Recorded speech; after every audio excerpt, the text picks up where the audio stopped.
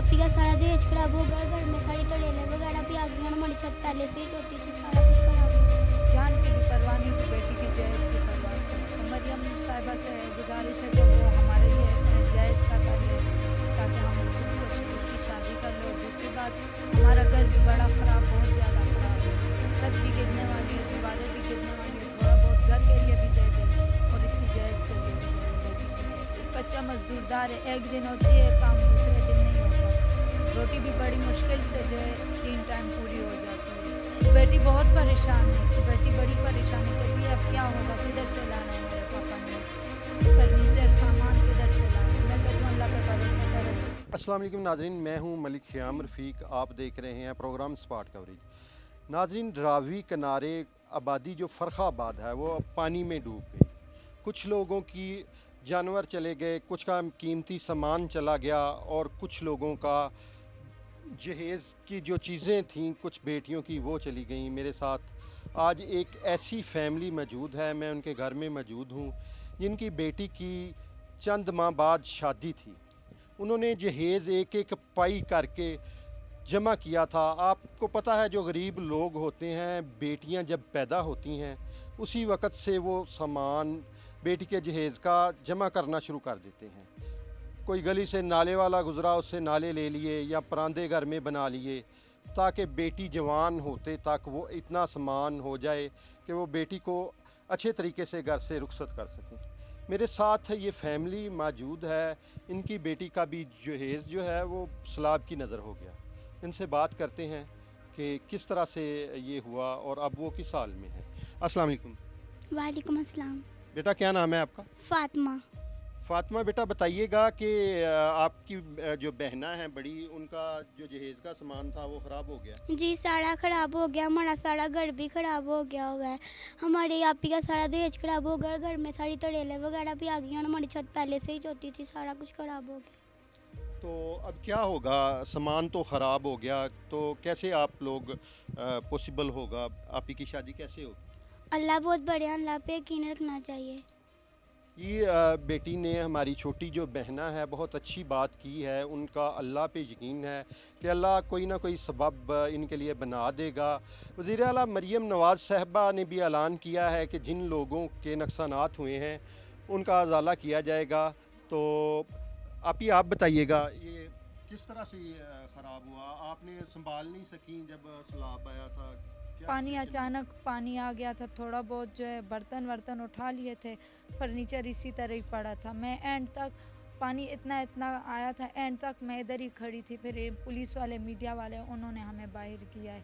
तो बहुत अचानक पानी आया था, कुछ पता नहीं चला।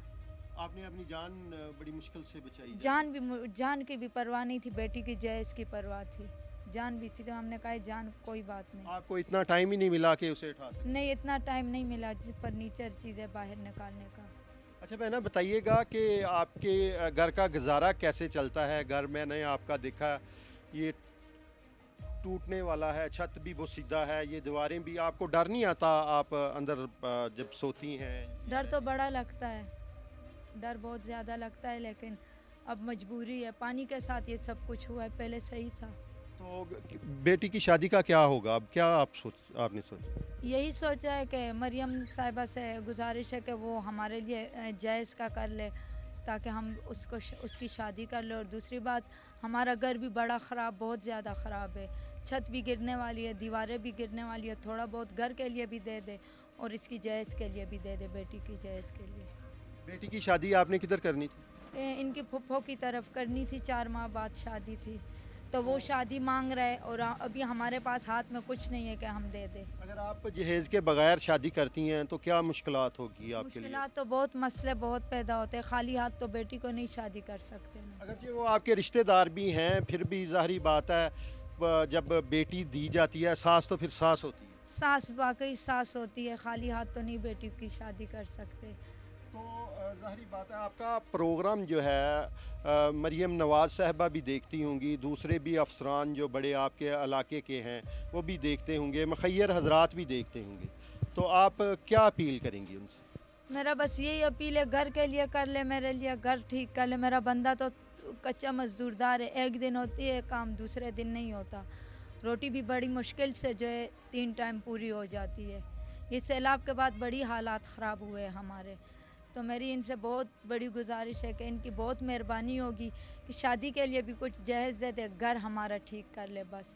और दूसरी बात के इधर कह रहे कि ये घर गिराने तो जवान बेटियों को हम कौन से साइड पे लेके जाएं। जी बिल्कुल, इनका कहना है कि हुकूमत की तरफ से ये भी ऐलान किया गया है कि ये जो जिधर जिधर सैलाब आया है, जो मकान मुतासर हुए हैं, इनको अब गिराया जाएगा। तो वो इसलिए भी परेशान हैं कि बेटियां जवान हैं, उनको किधर लेके जाएंगी। तो बेटी अब परेशान है, ज़ाहिर बात है। बेटी बहुत परेशान है, बेटी बड़ी परेशान है, कहती है अब क्या होगा, किधर से लाना है, मेरे पापा ने फर्नीचर सामान किधर से लाना है। मैं कहती हूँ अल्लाह पे भरोसा करो, अल्लाह ने की लेकर लाए, अल्लाह ही हटाएगा अब हमसे। बेटा, मरियम नवाज़ साहबा जो है वो अब छोटे छोटे बच्चों से, बेटियों से बहुत ज़्यादा मोहब्बत करती हैं। आप भी परेशान हैं, तो आप क्या रिक्वेस्ट करना चाहेंगी मरियम नवाज़ साहबा? मैं तो आंटी से यही कहना चाहती हूँ कि हमारे घर के बारे कुछ कर दो, मेरे पापा की थोड़ी सी मदद कर दें।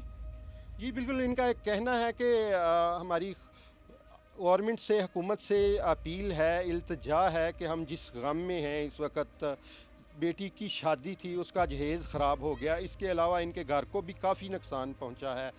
वो रहने के काबिल नहीं है, लेकिन ये मजबूरी के सदका उधर, मजबूरी की वजह से उधर रह रहे हैं।